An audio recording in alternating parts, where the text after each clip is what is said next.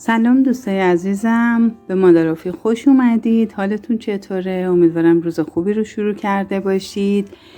برای آموزش یه مینی ماندالای خیلی ساده به اسم سولیا خدمت رسیدم.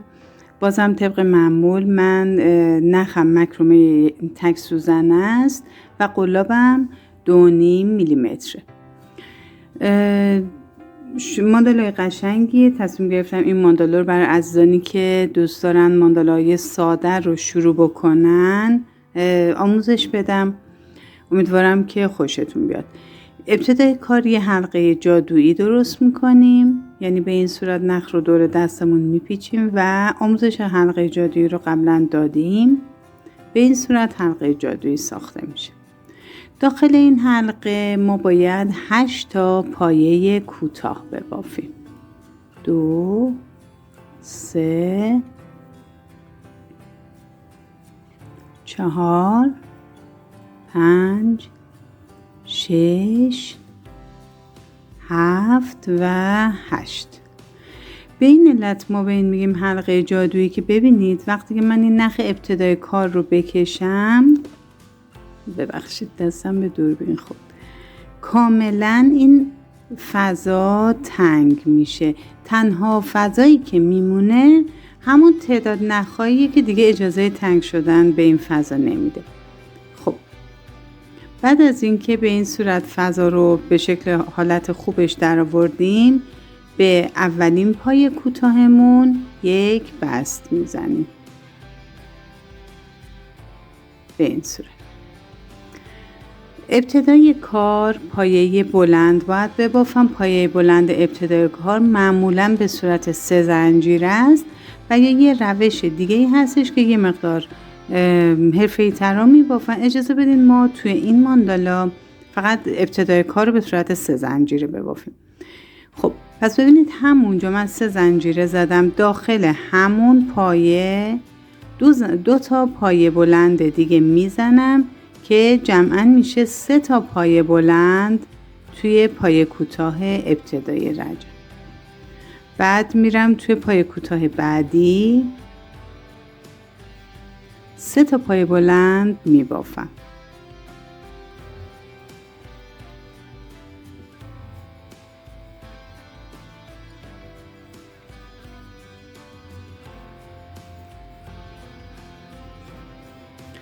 داخل پایه کوتاه بعدی 3 تا پایه بلند. پس ببینید توی رجع 2 ما توی هر پایه کوتاه باید 3 تا پایه بلند ببافیم. پس توی رجع 2 ما 24 تا پایه بلند باید داشته باشیم. اجازه بدید اینو تا انتها ببافیم، بر بست انتهای کار برگردم. خب 24 تا پایه بلند رو برای رجع 2 بافتم. بست انتهای رجع رو به 3مین زنجیره از پایه بلند اولم میزنم. همینجا 1 زنجیره میزنم. ببینید برای رجع 3 ما باید پشت تک تک این پایه هامون 1 پایه بلند برجسته از پشت ببافیم. پس یه نخ دور قلاب میگیرم از همین پایه بلند اولم که 3 زنجیره بود، از پشت میگیرمش و 1 پایه بلند برجسته از پشت میبافم، 1 زنجیره. ببینید به این شکل میشه. پایه بلند دوم رو میگیرم و 1 پایه بلند برجسته از پشت میبافم و 1 زنجیره میزنم. پایه بلند سوم رو میگیرم، 1 پایه بلند برجسته از پشت میزنم، 1 زنجیره. به همین صورت تا پایان رجع 3 روی تک تک این پایه هامون باید پایه بلند برجسته از پشت ببافیم و 1 زنجیره بزنیم. خب رجع 3 هم تموم شد. بست انتهای رجع رو به 3مین زنجیره از پایه بلند ابتدای رجع میزنم. همینجا 3 تا زنجیره میزنم به عنوان به اصطلاح پایه بلند اولم. ببینید من باید دور این پایه اولم 5 تا پایه بلند ببافم و تبدیلش کنم به ذرتی. میتونم این 3 تا زنجیره رو به این شکل نزنم و مستقیم 1 زنجیره فقط میزنم و مستقیما میام دور پای بلند اولم رو میگیرم. ببینید دور پای بلند اولم رو میگیرم و 5 تا پایه بلند برجسته از رو دورش میبافم و تبدیلش میکنم به ذرتی. بعضی از افراد به این بافت میگن فندقی. هیچ فرقی نداره، حالا مهم انجام کارش هست. پس 5 تا پایه ایجاد کردم و گندمی اولین پایه رو میگیرم، نخ رو از داخلش رد میکنم. ببینید ذرتیمون به این شکل میشه. 5 تا زنجیره میزنم، 4 تا 5 تا، و پایه بعدی رو رها میکنم. روی پایه سوم دوباره میرم 5 تا پایه بلند برجسته از رو میبافم و تبدیلش میکنم به ذرتی. یعنی یک در میون ما ذرتی باید ببافیم رو پایه هامون. 4 تا و اینم 5مین پایه برجسته از رو. گندمی پایه اول رو میگیرم و نخ رو ازش رد میکنم. 5 تا زنجیره میزنم و دوباره این رو رها میکنم، میرم رو پایه بعدی. پس ببینید عزیزان، ما 24 تا پایه داشتیم. یک در میون که روش ذرتی ببافیم، تو رج 4 باید 12 تا ذرتی داشته باشیم. ببافید تا انتهای رج. خب دوستای عزیزم، رج 4 تموم شد. 5 تا زنجیره میزنم، میام گندمی بالای ذرتی رو میگیرم، یک بست میزنم. با یه بست دیگه میرم تو فضای زنجیره‌ای، همینجا یک زنجیره، یک پایه کوتاه، 3 تا زنجیره و یک پایه کوتاه تو همین فضا میبافم. ببینید یه همچین فرمی ایجاد میشه. بعد 5 تا زنجیره میزنم، ذرتی رو رها میکنم، میرم تو فضای بعدی، یک پایه کوتاه، 3 تا زنجیره و یک پایه کوتاه. مجدد 5 تا زنجیره میزنم. ببینید هر وقت میخوایم از روی ذرتی بریم تو فضای بعدی باید 5 تا زنجیره بزنیم. حالا میرم تو زنجیره بعدی، تو فضای زنجیره بعدی یک پایه کوتاه، 3 تا زنجیره و یک پایه کوتاه میزنم. ببینید کارمون به این صورت میشه. توی فضاهای 5 زنجیره ما یک پایه کوتاه، 3 زنجیره، یک پایه کوتاه میزنیم. 5 تا زنجیره میزنیم، از رو ذرتی میپریم تو فضای زنجیره بعدی، یک پایه کوتاه، 3 زنجیره، یک پایه کوتاه. پس ببینیم ما تا انتهای کار تو این فضاهای 5 زنجیره باید یک پایه کوتاه، 3 زنجیره، یک پایه کوتاه بزنیم. 5 تا زنجیره میزنیم، میریم تو فضای بعدی، یک پایه کوتاه، 3 زنجیره، یک پایه کوتاه میزنیم تا انتهای رج. لطفاً با همین الگو ببافید. برای بست انتهای رج برمیگردیم. ببینید بافتمون به این شکل شده. انتهای رج 5 هستیم. 5 تا زنجیره رو که زدیم، به پای کوتاه ابتدای رج یک بست میزنم. با یه بست دیگه میرم توی فضای 3 زنجیره. 3 تا زنجیره میزنم به عنوان پای بلند اولم و 4 تا پایه بلند کنارش میبافم که جمعاً توی این فضای 3 زنجیره میشه 5 تا پایه بلند بافتم. بعد یک زنجیره میزنم، میام تو فضای 5 زنجیره، یک پایه کوتاه، یک زنجیره میزنم. دوباره میرم توی فضای 3 زنجیره، 5 تا پایه بلند میبافم. 3 4 و 5 و مجدد یک زنجیره میزنم، یک زنجیره و تو این فضای 5 زنجیره یک پایه کوتاه و یک زنجیره. پس تا انتهای رج 6 با همین الگو لطفاً ببافید. به انتهای رج 6 رسیدیم. شروع رج 7. بعد از اینکه این قسمت آخرین پایه کوتاه و یک زنجیره رو زدم، به سومین زنجیره از پایه بلند اولم یک بست میزنم. همینجا یک زنجیره میزنم. برای رج 7 روی اولین پایه که به صورت 3 زنجیره است، یک پایه بلند برجسته از رو میبافم.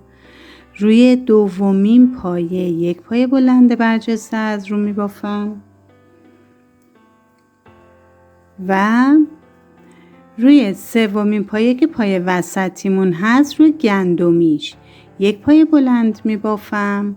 اجازه بدید من اینجا روی توضیح بدم. بعد دورش 5 تا پایه بلند میبافم، ذرتی میسازم، دوباره از پشت برمیگردم رو همین پایه یک پایه بلند میبافم. پس شروع به بافت میکنیم. حالا ببینیم من یک پایه رو که بافتم، حالا دور پایه وسط رو میگیرم و 5 تا پایه بلنده برجسته از رو دورش میبافم و اینا رو تبدیل به ذرتی میکنم. 4مین پایه و 5مین پایه و ببینید میشمارم 1 2 3 4 5. این پایه‌ای که میبینیم همون پایه‌ای که روی گندمی بافته شده، پس نمیگیریمش چون ذرتیامون شامل 5 تا پایه بلند برجسته از رو هستش. میشماریم که اشتباه نشه. خب بعد از اینکه ذرتی رو بافتم ببینید دوباره میرم رو همین گندمیش کاملا مشخصه، یه پایه روش قبلا بافته شده. میرم همین گندمی رو میگیرم، یک پایه بلند روی گندمیش میبافم و مجدد دور 2 تا پایه دیگه پایه بلند برجسته از رو میبافم. یک زنجیره میزنم، دوباره توی این دسته همین بافت رو انجام میدم. من یک بار دیگه میبافم که خیالم راحت بشه که مشکلی وجود نداره. دور اولین پایه یک پایه بلند برجسته از رو، دور دومی یک پایه بلند برجسته از رو، بالای گندمی پایه سوم یک پایه بلند ساده میبافم. بعد دور پایه سوم 5 تا پایه بلند برجسته از رو میبافم و تبدیلش میکنم به ذرتی.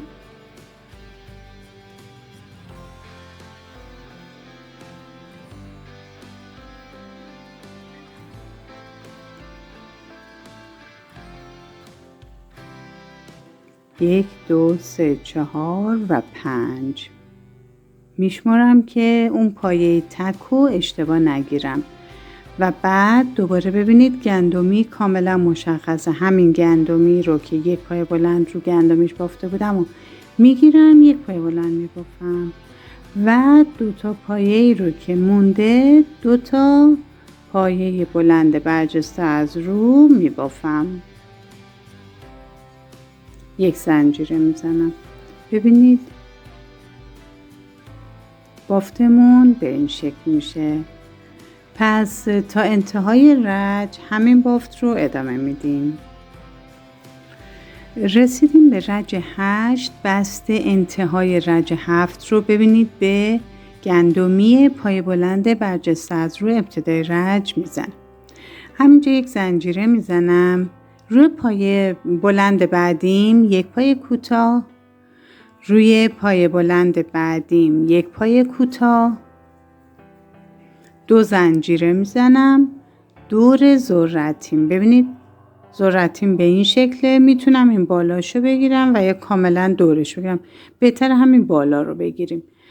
یک پایه بلند میبافیم، 3 تا زنجیره، دوباره دور همین قسمت ذرتی یک پایه بلند دیگه میبافیم. ببینید فرم 7 ایجاد میکنیم. بعد 2 تا زنجیره میزنم به قرینه این سمت دیگه. میام این پایه بلند بعد از ذرتیمه روش یک پایه کوتاه، دور بالای همین پایه های دوبلمونم پایه های برجستمونم یک پایه کوتاه، روی پای برجسته بعدی هم یک پایه کوتاه میزنم. این زنجیره وسط رو کاری ندارم، مستقیما میرم روی دسته بعدی. یک بار دیگه میبافم.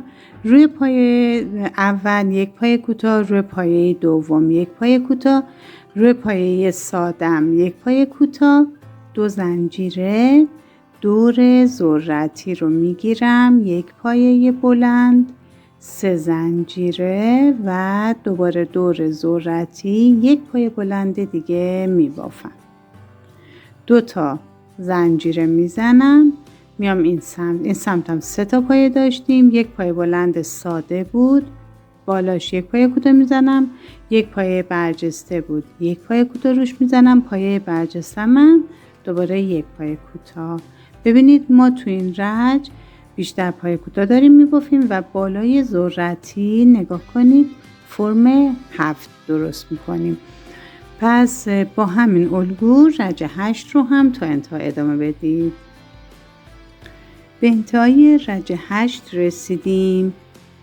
بست انتهای رج رو به پایه کوتاه ابتدای رج میزنم، همینجا یک زنجیره میزنم، تو همین قسمت یک پایه کوتاه میبافم، روی پایه کوتاه بعدی یک پایه کوتاه میبافم، روی پایه کوتاه بعدی یک پایه کوتاه میبافم، میرسم به فضای 2 زنجیره. داخل فضای 2 زنجیره 2 تا پایه کوتاه میبافم.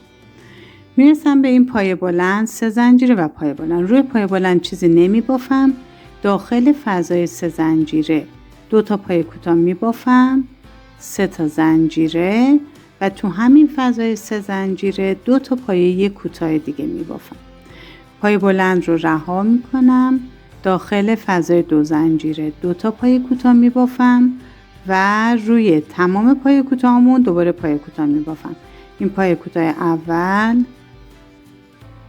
دوم، 3، 4،